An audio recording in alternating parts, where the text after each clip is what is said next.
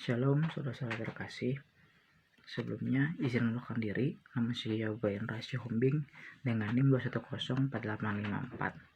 Di sini saya akan berkhotbah sesuai dengan tugas UAS dari mata kuliah Pendidikan Agama Kristen dengan dosen pengampu yaitu Bapak Sukaprianta Pandia, SPD MFis.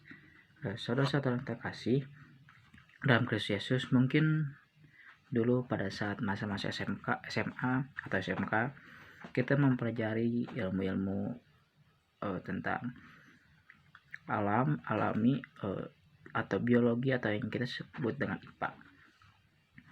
Kita mempelajari tentang tumbuh-tumbuhan dan hewan, bagaimana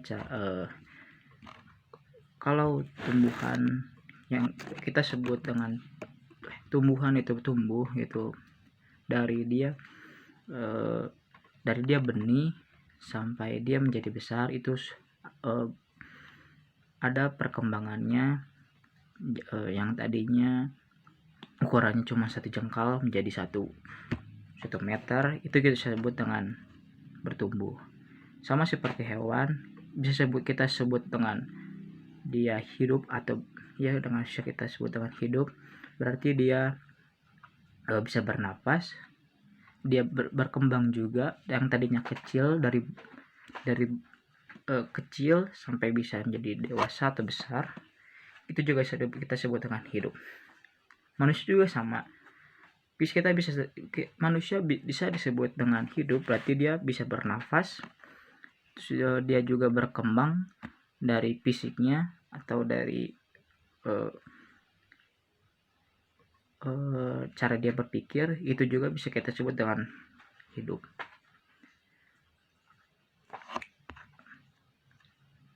Lalu apa makna dari kehidupan?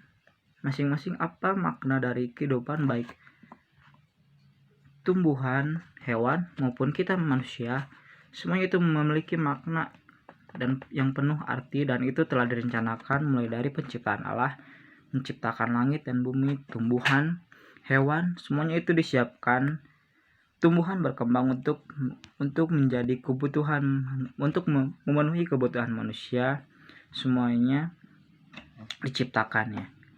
Yang artinya setiap ciptaan Allah itu baik, tumbuhan maupun hewan atau binatang, semuanya hidupnya bermakna. Dan sekarang apa makna dari kehidupan? Kehidupan kita sebagai manusia, lebih apa makna kita selaku orang Kristen, dan sesuai lagi apa makna kehidupan kita sebagai generasi penerus sesuai dengan rencana Allah, sesuai dengan pemilihan Allah kepada manusia, sesuai dengan rencana Allah untuk menebus kita dari dosa manusia. Kita mengingat dari penciptaan yang dilakukan oleh Allah, manusia diciptakan untuk menguasai ciptaannya, untuk merawat atau memiliki ataupun menguasai setiap ciptaannya. Lalu hidup untuk kemuliaan Tuhan merupakan pencapaian yang paling besar yang bisa kita capai dalam kehidupan. Lalu apa yang dilakukan manusia? Itu menyembah Dia, mengasihi orang percaya lainnya, menjadi Kristus, melayani orang lain melalui karunia-karunia kita, memberitahukan kepada orang lain tentang Dia. Lalu untuk apa kita hidup saat ini?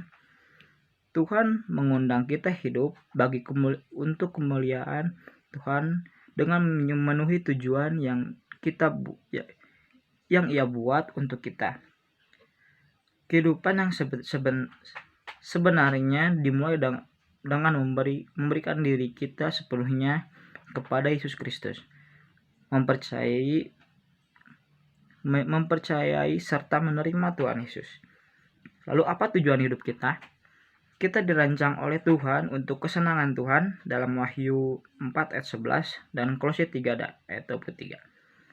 Lalu apa yang dapat memperbuat Tuhan tersenyum dengan senang? Kita lebih mengasihi Dia, kita percaya sepenuh hati kepadanya dan menggunakan kemampuan kita taat kepadanya, taat kepada perintahnya, serta memuji dan bersyukur kepadanya. Terus apa cara kita berkembang? Apa cara mengembangkan persahabatan dengan Tuhan? Itu dengan cara menghargai hal-hal yang dihargai oleh Tuhan, jujur kepada Tuhan, taat kepada Tuhan dalam iman. Lalu apa yang kita lakukan ketika Tuhan terasa jauh dari kita? Katakan apa yang kita rasakan kepada Tuhan, pusatkan bahwa Tuhan siapa sebenarnya, sifatnya tidak pernah berubah. Percaya bahwa Tuhan menepati janjinya. Ingat apa yang dibuat Tuhan dalam hidup kita.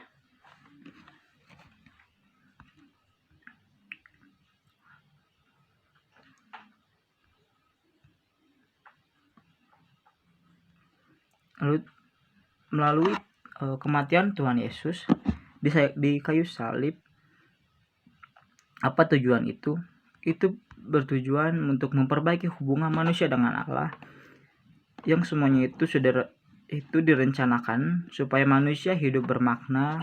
Kemudian kalau kita ingat kembali dalam perjanjian lama, dalam Yeremia 1 ayat yang kelima, di sana dikatakan dipilih sejak masih di kandungan. Juga kita umat Kristen selaku generasi dipilih Allah sejak masih di kandungan untuk meneruskan, untuk menyebarkan firman Allah. Oleh sebab itu, maka kita orang Kristen, makna kehidupan kita adalah sangat istimewa.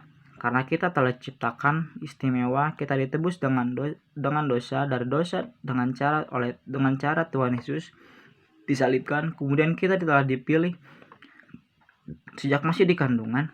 Oleh sebab itu, bukan kita yang memilih Kristus, tetapi Kristus yang memilih kita menjadi anaknya, menjadikan kita anaknya.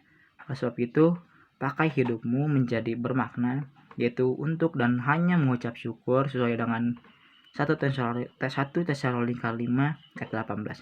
Di sana dituntut kita untuk mengucap syukur. Itulah makna dan tujuan daripada hidup kita demi kemuliaan nama Tuhan. Kemudian kalau kita menyinggung mengenai hidup, hidup kita sangat singkat di dunia. Tidak ada hidup yang selama-lamanya. Kalau masih di zaman para nabi, umur bisa mencapai usia sampai dengan ratusan tahun. Tapi kita semakin jauh, mungkin hanya rata-rata 60 sampai 70 tahun, yang artinya hidup kita sangat singkat. Oleh sebab itu, kasihilah hidupmu dan pakailah hidupmu yang singkat ini, hidup yang sangat sebentar ini, hidup yang sangat cepat berlalu sebentar, hidup yang sangat cepat berlalu. Pakai terus selama kita masih hidup. Baiklah, hidup kita hanya untuk memuliakan Tuhan dan tetap berdoa, karena doa adalah napas orang Kristen. Selama kita masih bernapas, selama itu juga kita harus tetap berdoa. Itu cara komunikasi kita kepada Tuhan, sehingga kita benar-benar menjadi manusia yang bermakna, manusia yang penuh dengan makna. Dan hidup kita juga, saudara, dibentuk untuk menjadi keluarga Tuhan. Nah, kehidupan kita dan tubuh kita diperlukan Tuhan untuk menjadi keluarga Tuhan. Kenapa disebut dengan keluarga Tuhan? Karena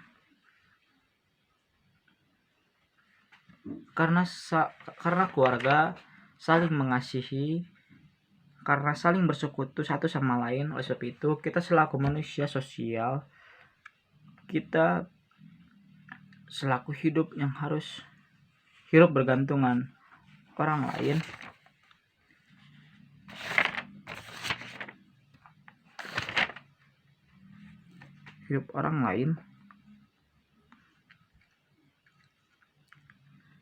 Dan bergantung pada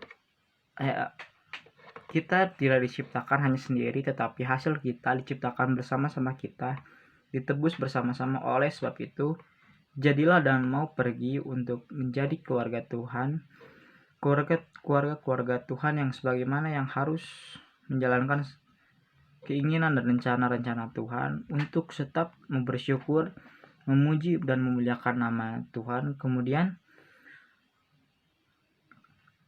dalam kita hidup harus ditanamkan dengan visi misi hidup kita, sehingga arah daripada hidup kita menjadi terarah pada Tuhan kita Sang Pencipta, sehingga visi misi kita sesuai dengan rencana penciptaan, sesuai dengan rencana penebusan kita dari dosa. Oleh sebab itu, jangan tinggi hati. Kalau kita punya sesuatu, jangan menjadi sombong, tetapi hendaklah kamu rendah hati, karena itu yang diinginkan Tuhan dari kita. Karena kita setiap orang yang sama-sama orang pengemis, orang yang memohon kepada Tuhan, orang yang sama-sama meminta pengasihannya, yang sama-sama perlu pengasihannya. Oleh sebab itu, jadilah dan hendaklah kita bermurah hati seperti Injil Lukas 6 ayat 36. Jadikan hidupmu yang penuh sehingga kita tetap jelas, sehingga walaupun kita memasuki zaman teknologi atau zaman industrial atau zaman yang semakin canggih atau kita sebut dengan industrial 4.0,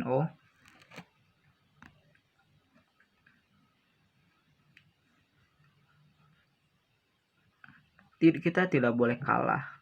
Teologi tidak boleh dikalahkan oleh teknologi tinggi atau ilmu tinggi, atau tidak boleh tertinggal.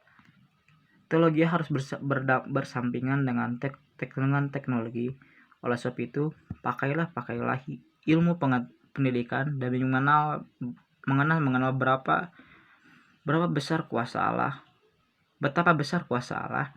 Oleh sebab itu, kuasa Allah itu kita boleh rasakan, itu boleh kita ketahui sebagai kita dekat dengan Tuhan.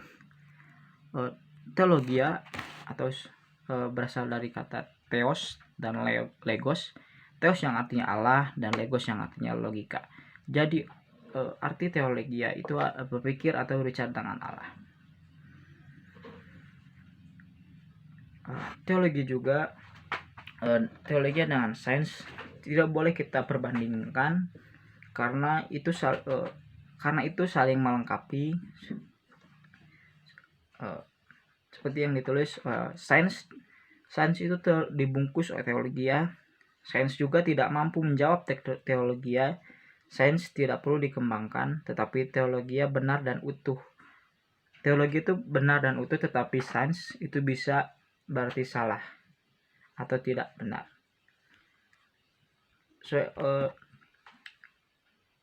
Dari Amsal 1 ayat 7a, takut akan Tuhan adalah permulaan pengetahuan. Dari sini ayat ini berarti pengetahuan kita berasal dari apa yang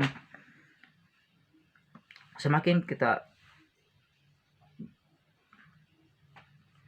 takut akan Tuhan adalah permulaan pengetahuan.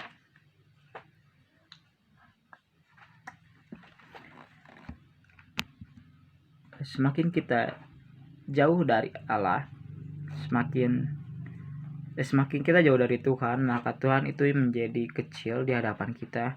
Tapi kalau kita semakin dekat dengan Tuhan, maka Tuhan itu juga menjadi besar. Mungkin sekian khotbah dari saya. Shalom, terima kasih.